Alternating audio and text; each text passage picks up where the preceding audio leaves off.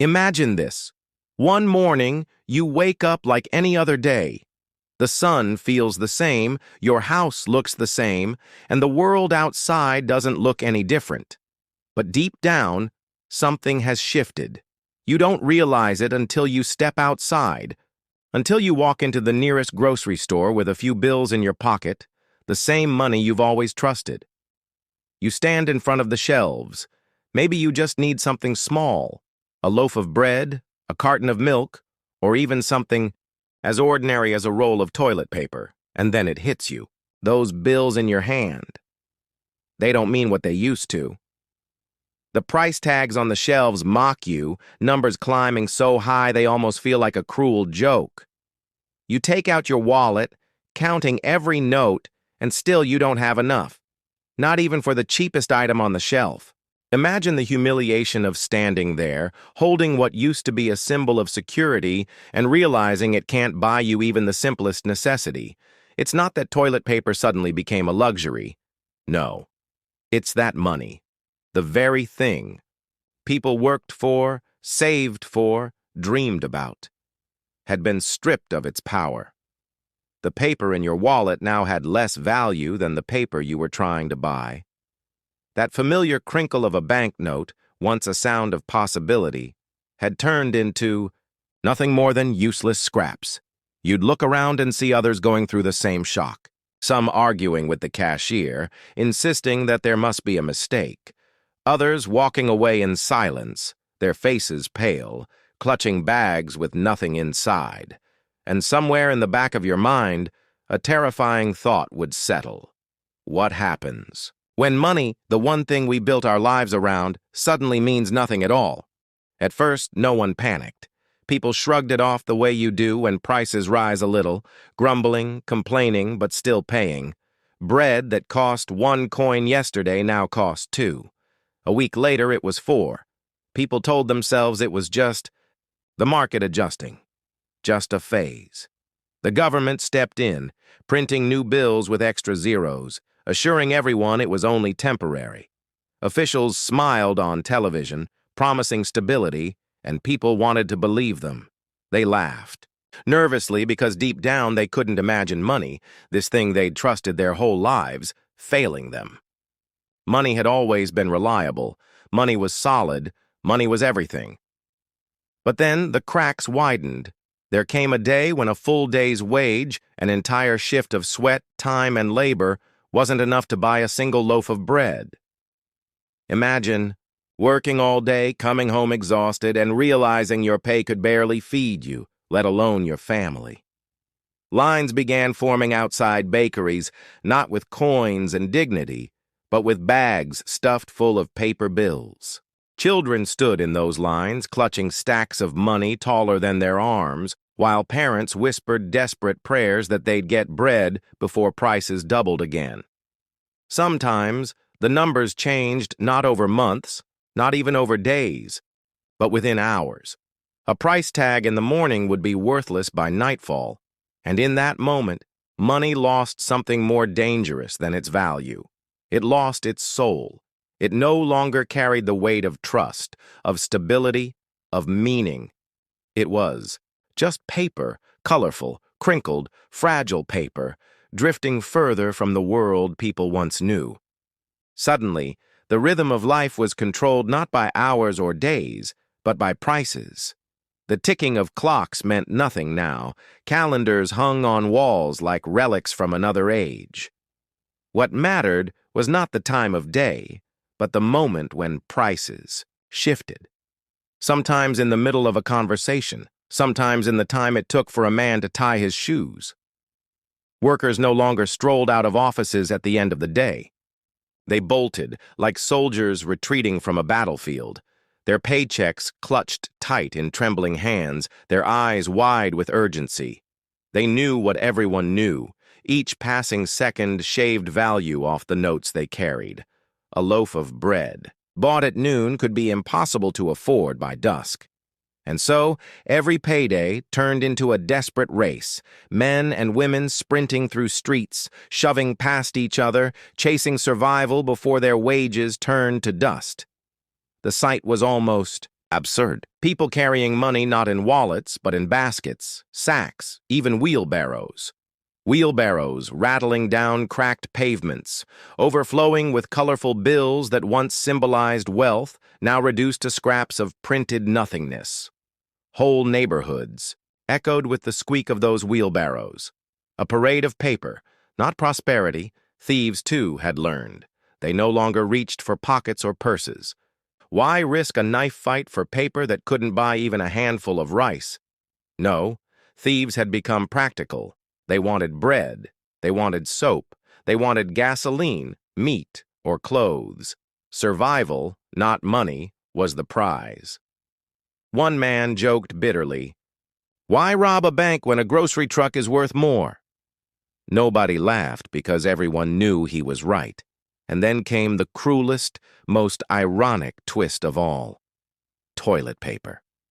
That simple, overlooked roll of soft tissue sitting quietly in every bathroom, forgotten and unvalued. When shelves emptied and inflation devoured the meaning of currency, toilet paper became king. People fought for it, hoarded it, locked it away as if it were gold. Families measured their fortune not by coins or bills, but by how many rolls they had stashed away. Imagine this, walking into a shop, carrying a thick stack of banknotes enough to fill your arms. You hold it out, begging for one single roll of toilet paper.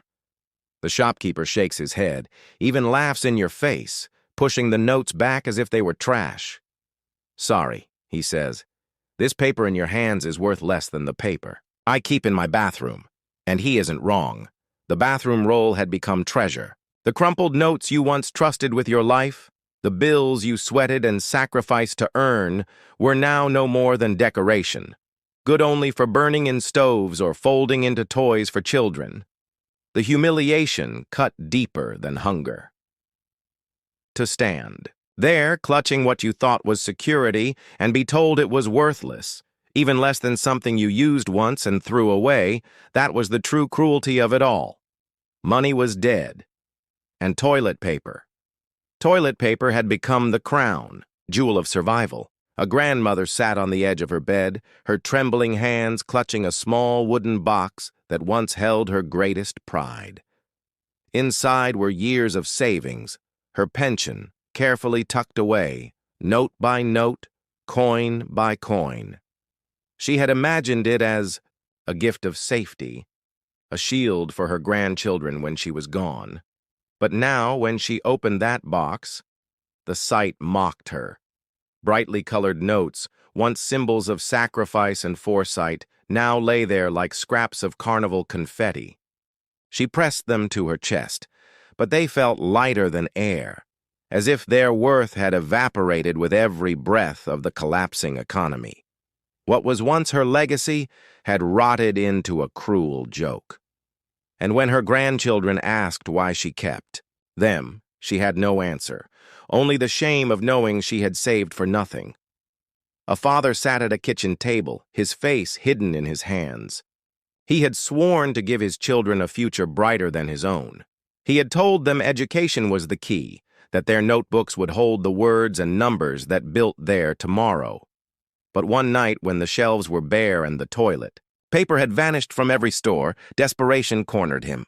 He reached for his son's school bag, tore out a blank page, and pressed it into his palm as if it were gold.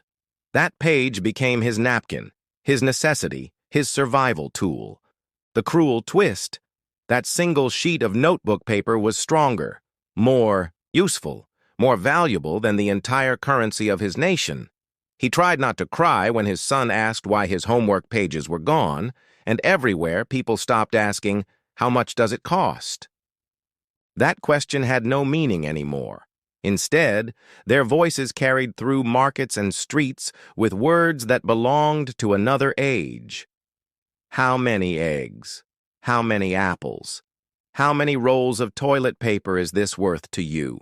Money no longer bought trust, no longer dictated trade. The language of survival had become barter. A sack of flour might buy you a week of rent. A chicken might get you medicine. A single roll of toilet paper, precious, absurd, indispensable, could open doors that once required thick stacks of currency. The names printed on banknotes, dollars, pesos, marks, bolivars, meant nothing now. What mattered was what filled your stomach, what wiped your skin, what could keep you alive one more day. Life had been rewritten, and the ink of that new chapter was not money. It was desperation, trade, and the cruel economy of survival. The printing presses screamed like monsters in the night, their steel jaws chewing through paper, vomiting out notes that no one wanted. Zero after zero, line after line, what once felt powerful, 100, 1,000, 10,000, now felt like a bad joke. A million became a billion, and a billion became a trillion. Whole warehouses filled with stacks of fresh currency, still hot from the ink, but already rotting in value before they ever left the factory floor. It was like watching sand slip through a clenched fist. The tighter the government tried to hold on, the faster it all drained away. Banks received bundles still warm to the touch, crisp edges that smelled of glue and fresh print. Clerks counted them with robotic hands, but their eyes were hollow. They knew. By the time those notes reached the people, they were nothing but colored paper. You could spend a fortune at sunrise and have nothing left by noon. Families stopped locking their safes. What was the point? A stack of bills could not feed a child, but it could cover a crack in the wall. People plastered their living rooms with them, wallpapered bedrooms in bright mosaics of worthlessness. What once represented years of sacrifice now lined the walls, like some grotesque artwork of a fallen empire. Children laughed as they folded notes into paper boats, paper airplanes, kites that fluttered in the wind above collapsing cities. The laughter was innocent, but behind it stood parents watching with hollow eyes, knowing that their children were playing with the ashes of their future. And when the cold came, stacks of cash were tossed into stoves, the flames eating what the economy had already killed. Families huddled close, hands stretched out for warmth, as a lifetime of savings went up in smoke, ironically, producing more heat as fuel than it ever could as money. Yet, in this twisted world, one thing held its side. Ground, toilet paper. Strong, soft, and absurdly rare. A single roll meant more than a chest of bills. People guarded them, hid them, traded them like relics. Neighbors whispered about who had some, who didn't. And all the while, the great symbol of wealth, the banknote, lay crumpled underfoot, worthless beside the one thing everyone truly needed. The lesson was brutal. A promise printed on paper can vanish in an instant, but usefulness, real, tangible usefulness, never loses its value. And nothing embodied that truth more cruelly than a roll of toilet paper being worth more than an entire nation's currency. At some point, something inside people simply broke. It wasn't loud. It wasn't a riot or a revolution at first. It was quieter, like a collective sigh of exhaustion. People stopped believing in the paper, those colored notes they once protected, like treasure. They realized it was nothing more than a government's empty promise, and promises had been broken too many times.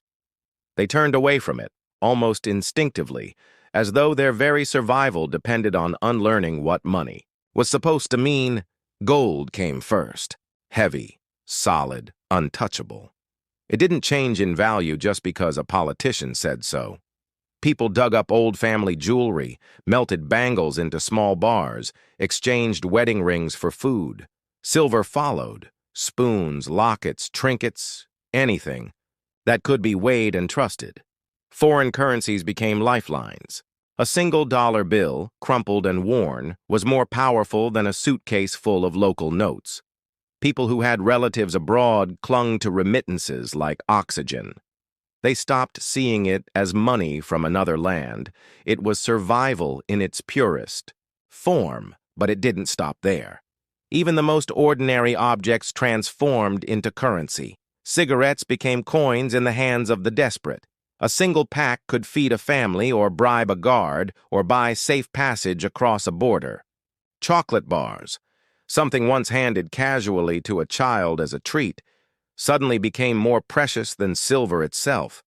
People hid them in drawers, traded them in whispers, guarded them like secret treasure. And through all of it, one thing remained: the cruel reminder of how fragile money really was: toilet paper. That roll, soft and simple, proved more than any lecture in economics ever could. It showed that money was never about the ink or the weight or the number of zeros. It was about trust, a fragile agreement between all of us that this paper meant something. But when that trust died, no government decree, no mountain of fresh banknotes, no grand speech could bring it back. Once people stopped believing, the illusion shattered, and in its place rose something raw, almost primal. Not the rhythm of hours or days, not the ticking of clocks or the numbers in ledgers, but the simple question: what is this truly worth to you? History has a cruel way of reminding us that nothing is permanent. Time and again, the same story has unfolded. In Germany after the First World War, money lost its meaning so quickly that people carted wages home in wheelbarrows, racing against prices that doubled by the hour. In Zimbabwe in the 2000s, farmers carried trillion-dollar notes in their pockets, notes that could not buy a loaf of bread. In Venezuela, only a short while ago, children played with stacks of colorful banknotes as toys because they had more worth as scrap paper than as currency. It seems unthinkable, doesn't it?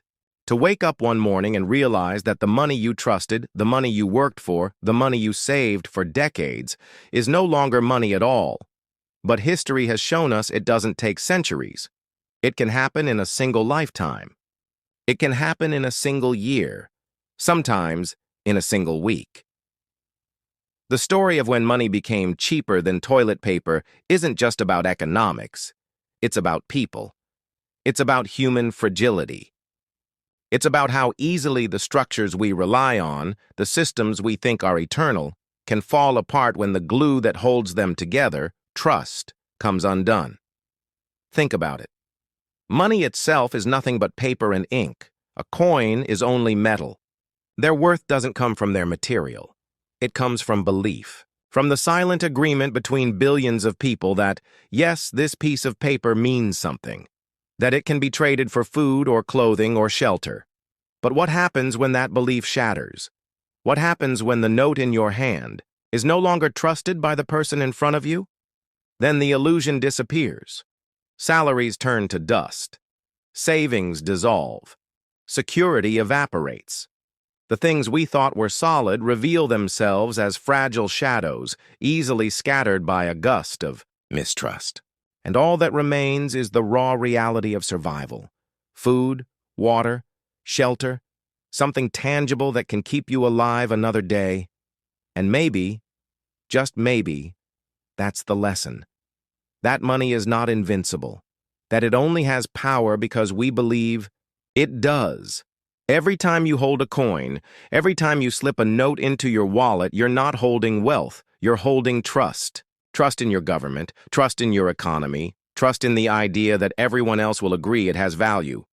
But the moment that trust cracks, the moment that belief fades, the money itself becomes nothing more than paper.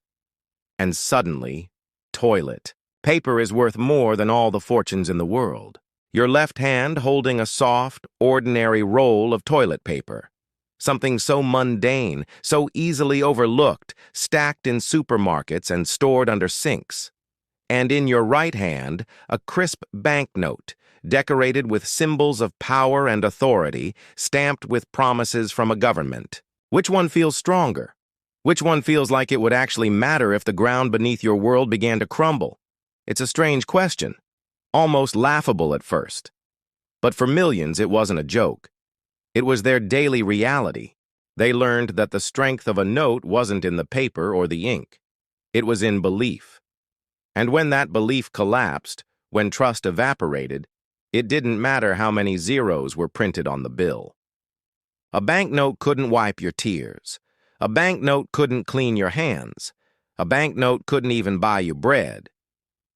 The toilet paper, the thing no one ever thought twice about, had more weight in the real world than all the currency in their wallets. So the next time you glance at money, remember this story. Remember that it only has the value we give it. And ask yourself, if everything fell apart tomorrow, what would you bet on? The government's promises or something real, something useful, something you can hold in your hand? Because once, not so long ago, entire nations learned the hard way. What happens when money becomes cheaper than toilet paper?